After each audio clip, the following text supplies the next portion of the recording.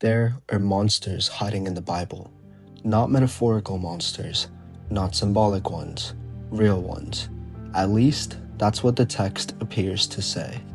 Long before David faced Goliath, long before Moses parted the Red Sea, long before Noah built his ark, the book of Genesis describes a race unlike anything else in Scripture. Giants. Not just unusually tall people, not mighty warriors, but beings born from a union that should never have happened. Their fathers were not human, and then something even stranger happens. The Bible barely explains any of it. Just 4 verses. 4 verses that appear out of nowhere, introduce one of the most disturbing stories in religious history, and then disappear, as though the reader already knows exactly what they're talking about. Imagine opening a novel halfway through.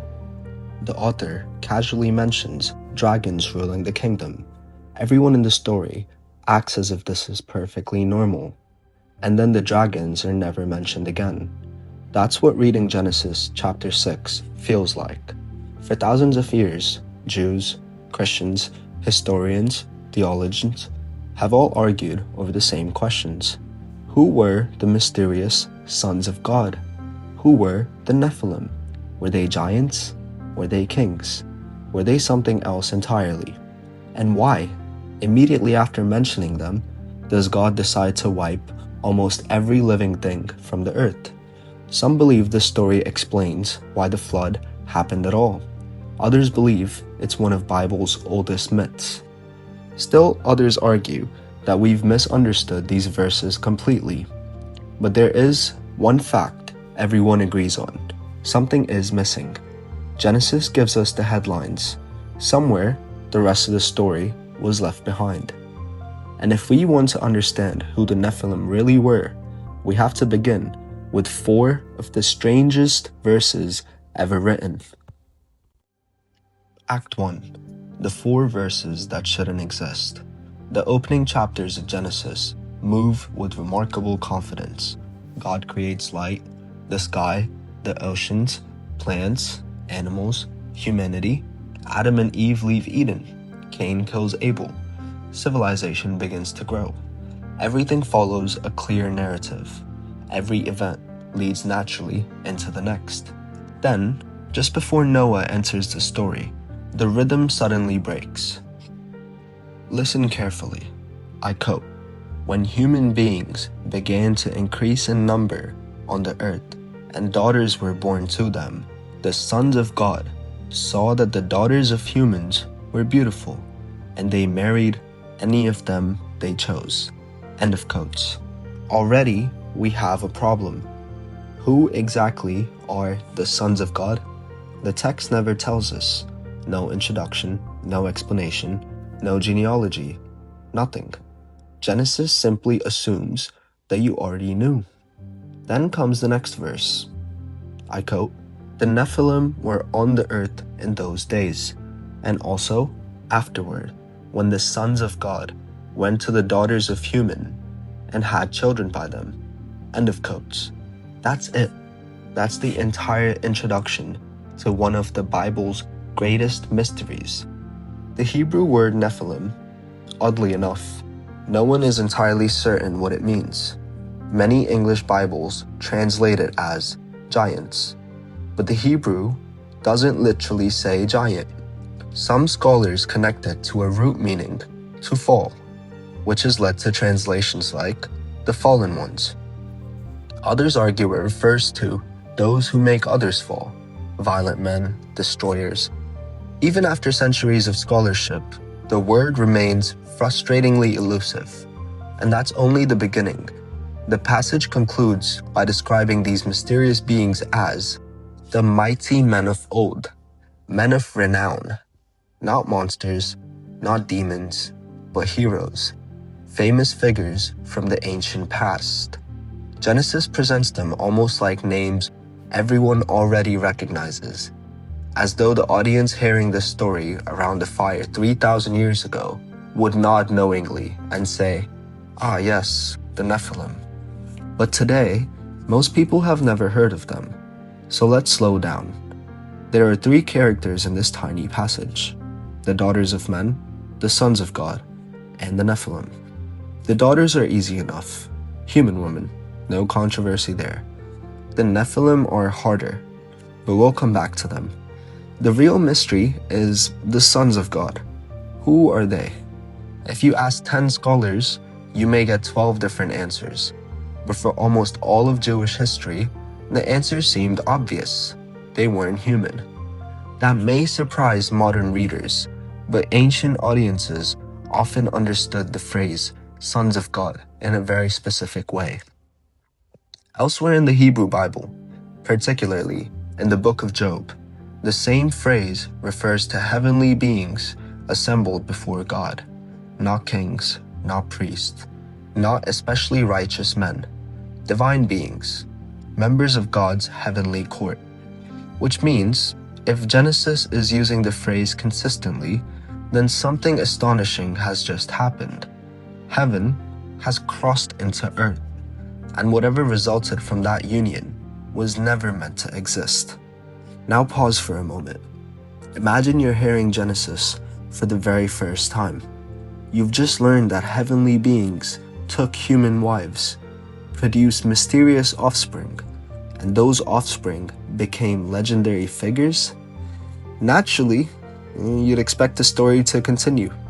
Surely Genesis is about to explain who those beings were, how many there were, why they came, what happened next.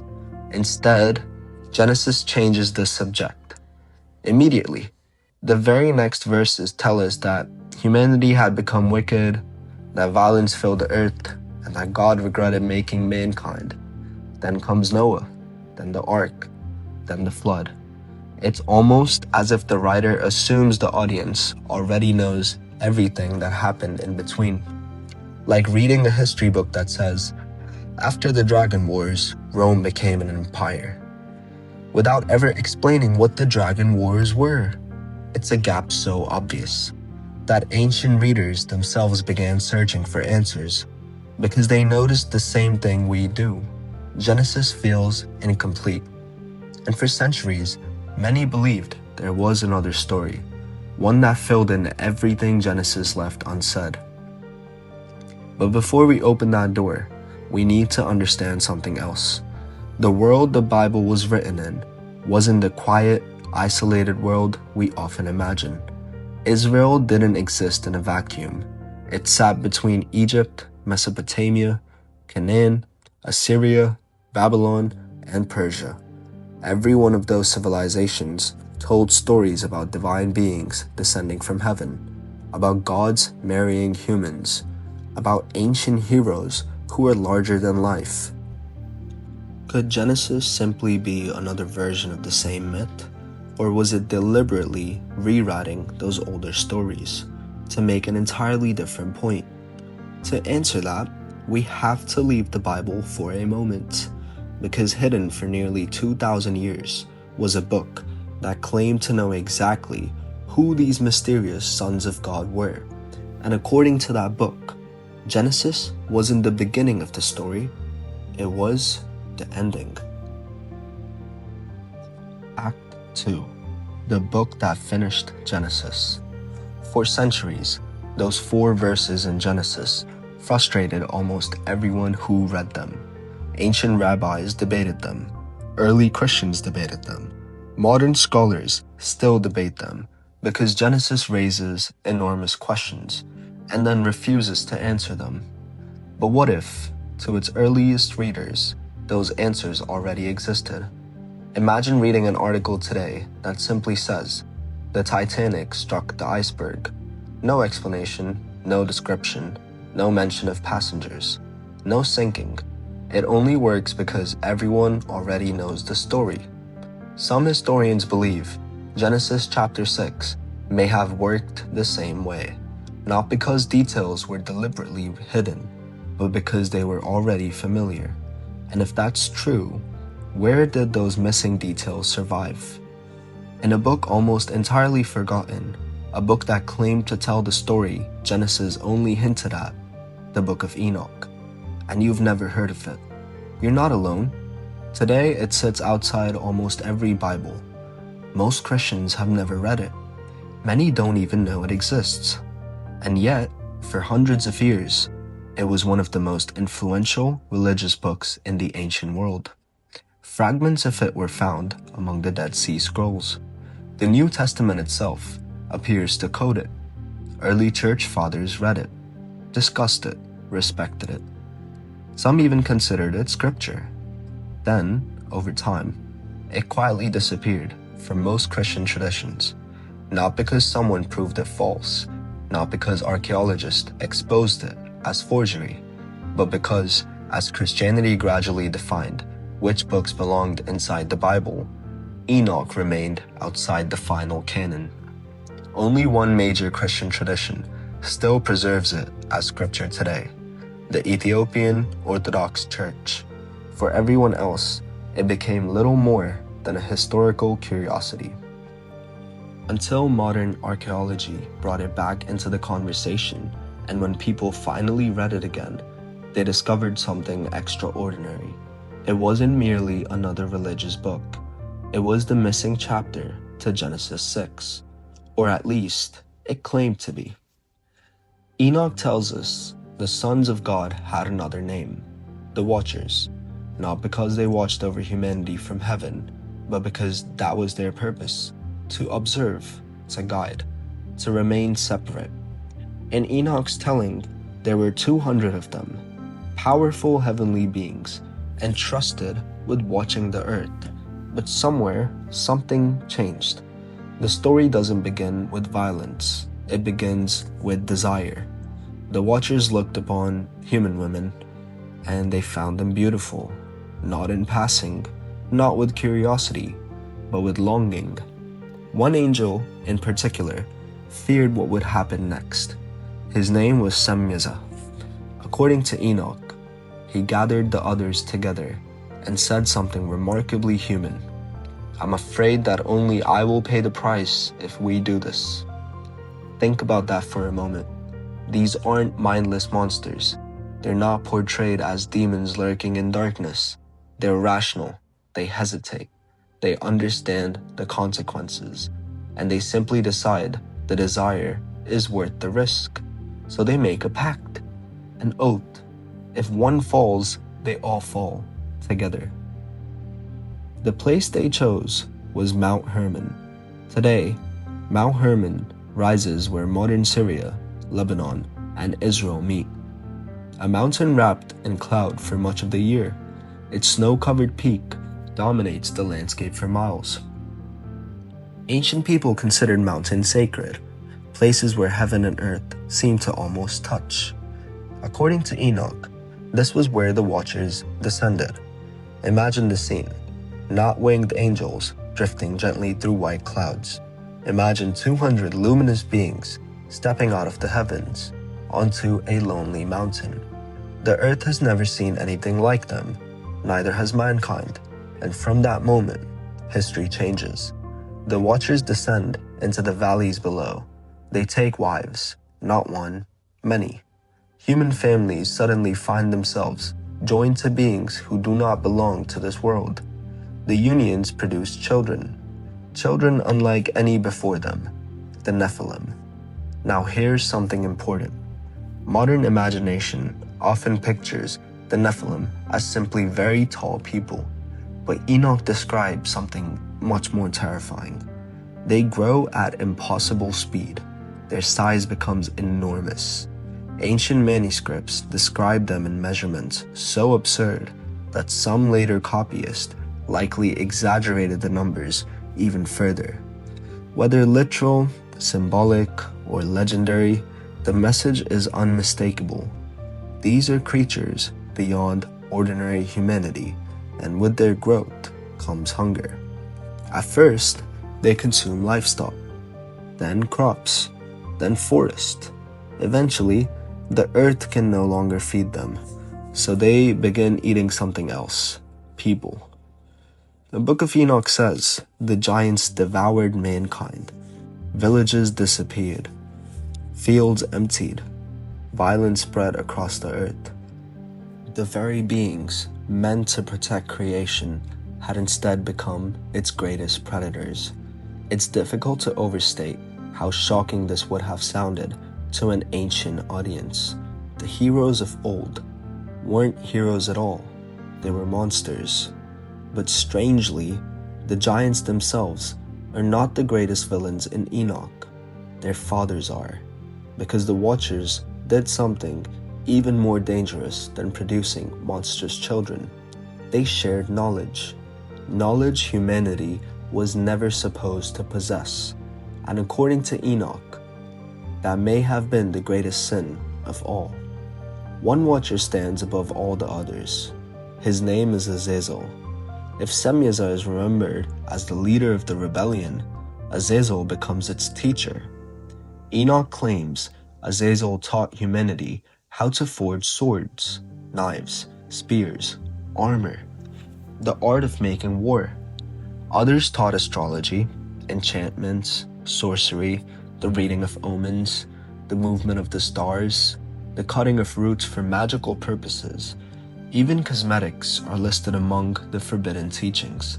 The use of jewelry, mirrors, and painted eyes. That last detail often surprises modern readers. Why would makeup appear alongside warfare and sorcery? To us, it seems trivial. To the author of Enoch, it symbolized something much deeper: vanity, seduction, the deliberate manipulation of human desire. The point wasn't that eyeshadow was evil.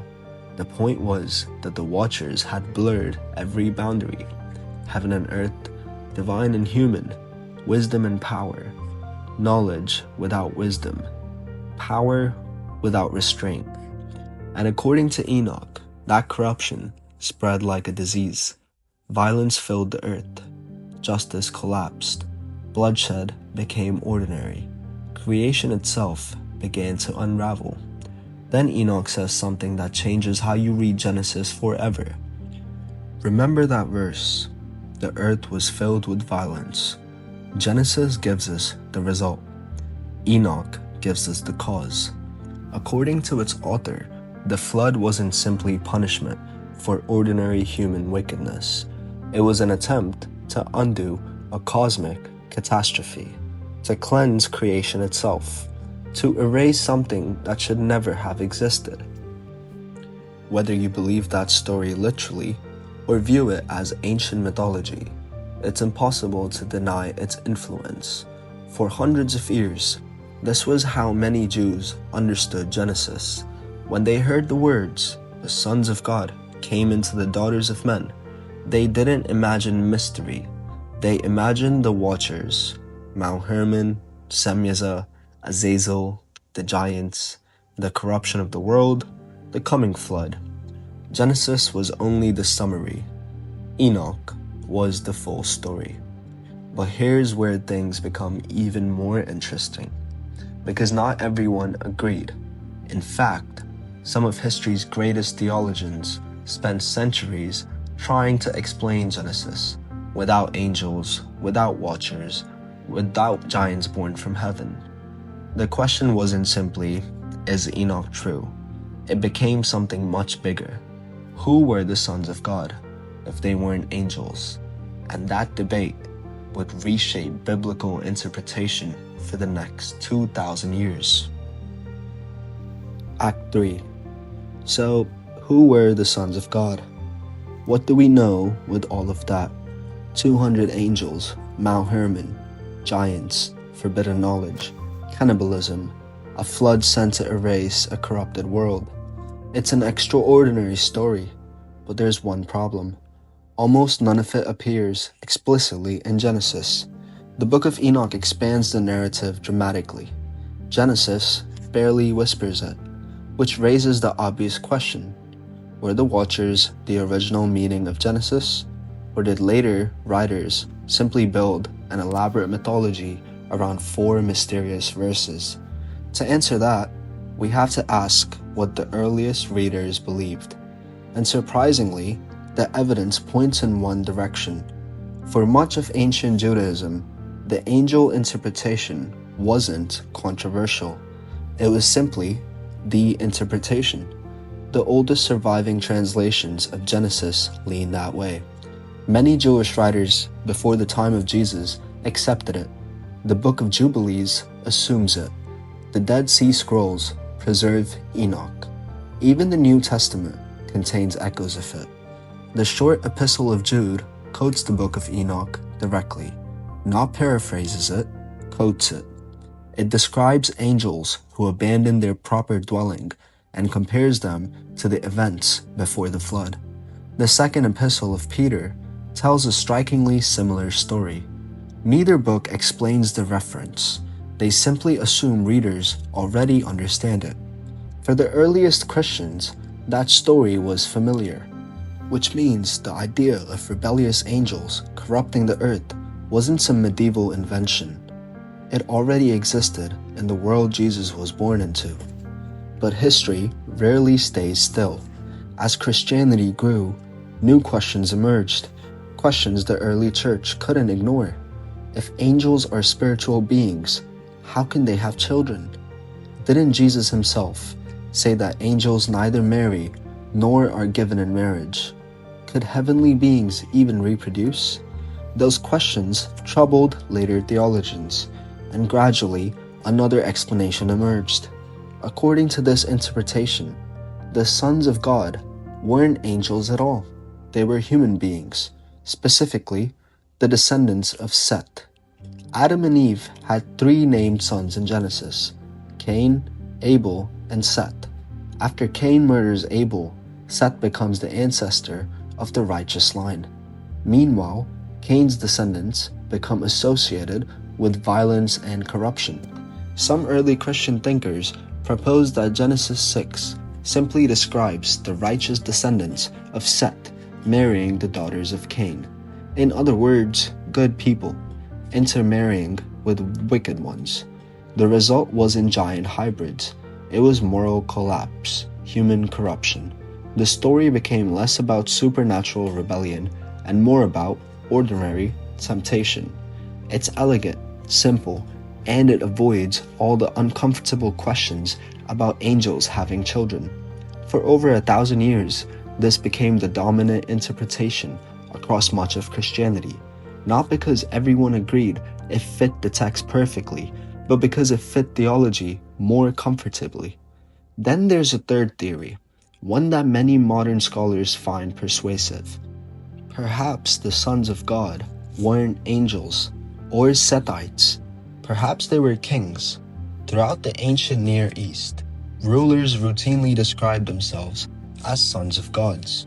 Egyptian pharaohs did, Mesopotamian kings did. The title wasn't necessarily literal. It expressed divine authority, power, the right to rule. Under this interpretation, Genesis becomes a critique of tyranny. Powerful rulers taking whatever women they desired, building dynasties through violence, producing mighty warriors who filled the earth with bloodshed, not supernatural beings, human kings behaving like gods. Ironically, that's a message that fits the broader themes of Genesis remarkably well. Human pride, human violence, human beings trying to become more than human. So, which interpretation is correct? The honest answer is that no one knows, and anyone who tells you otherwise is overselling the evidence. Genesis is frustratingly brief. Enoch is much later. The ancient world is separated from us by thousands of years. We're reconstructing a puzzle with most of its pieces missing. What we can say is that each interpretation tells us something. The angel reading reveals how ancient Jews understood these verses. The Sethite reading reveals how later Christians reconciled difficult theology. The royal interpretation reminds us that Genesis was written into a world where kings often claimed divine status. Perhaps the greatest mistake is assuming there's only one lens through which these verses can be read. Act 4. The book that almost vanished. If the Book of Enoch was so influential, why isn't it in the Bible? The answer is more complicated than conspiracy theories usually suggest. No emperor secretly deleted it. No council gathered in a smoke-filled room to erase forbidden truths. History is usually less dramatic and far messier. The biblical canon, the collection of books recognized as scripture, didn't appear overnight. It developed gradually. Different Jewish communities accepted different texts. Different Christian communities inherited different traditions. For centuries, there wasn't one universally agreed Bible. As Christianity spread across the Roman Empire, leaders increasingly sought a common collection of authoritative books. Enoch, despite its popularity, presented problems. It claimed to be written by Enoch, the great-grandfather of Noah. Almost every scholar today agrees that it wasn't. It combined visions, astronomy, angelology, and apocalyptic imagery into an enormous work unlike anything else in the Hebrew Bible. Its influence was undeniable. Its authorship far less so. Gradually, most Christian traditions left it outside the canon, not necessarily because they rejected everything in it, but because they judged it valuable, without considering it scripture. Yet one church never let it go. High in the mountains of Ethiopia, far from Rome, far from Constantinople, the Ethiopian Orthodox Church continued copying Enoch generation after generation. While Europe forgot the book almost entirely, Ethiopian monks quietly preserved it for over 1,000 years. If they hadn't, we might have never known what Enoch contained. Then, in 1947, everything changed. A Bedouin shepherd, searching for a lost goat, threw a stone into a cave near the Dead Sea. Instead of hearing it hit dirt, he heard pottery shatter. Inside were scrolls untouched for nearly 2,000 years, the Dead Sea Scrolls. Among them, fragments of the Book of Enoch. Suddenly, scholars had proof that Enoch wasn't a medieval invention. Ancient Jewish communities really had copied it, read it, treasured it. The mysterious world of Watchers had returned from history. The final act. Why we still talk about giants. So why, after thousands of years, does this story still fascinate us? Because I don't think the Nephilim are really about giants, not entirely. They're about boundaries. Every civilization has stories about forbidden knowledge. The Greeks told of Prometheus stealing fire from the gods. Mesopotamia told stories of sages bringing heavenly wisdom to mankind. Genesis tells of a tree, whose fruit humanity wasn't ready to eat. Enoch tells of angels teaching knowledge they were never meant to share. Different cultures, different characters, the same warning. Power without wisdom is dangerous. Knowledge without restraint can become destructive. Whether that knowledge is metallurgy, magic, artificial intelligence, genetic engineering, or nuclear physics, the question never really changes. Just because humanity can do something, should it? Perhaps that's why the story refuses to die, because every generation believes it stands at the edge of some forbidden new knowledge. Every generation wonders whether it's crossing a line. The Nephilim became a symbol, not simply of giants, but of what happens when limit disappears. There's another reason this story endures.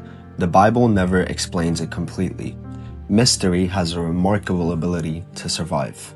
If Genesis had devoted 20 chapters to the Nephilim, perhaps we'd stop talking about them. Instead, it gives us 4 verses. Just enough information to ignite the imagination. Just enough ambiguity to inspire thousands of years of debate. Sometimes, the stories we remember longest are the ones that leave us with questions. Let's go back to where we started. 4 verses, that's all Genesis gives us. 4 verses that have inspired libraries of commentary, centuries of debate, and one of the strangest books ever written. Were the Nephilim fallen angels, legendary kings, ancient giants, or simply a literary echo of stories already circulating throughout the ancient Near East? We may never know, but perhaps certainty was never the point. The Bible often leaves its deepest mysteries unexplained, not because they aren't important, but because mystery invites reflection. The Nephilim have stood at the edge of Scripture for nearly 3,000 years, half remembered, half forgotten, waiting for each new generation to ask the same question: what really happened before the flood? Maybe we'll never have the answer, but sometimes the search itself is what keeps the story alive. This is Sacred and Profane. Until next time, keep digging.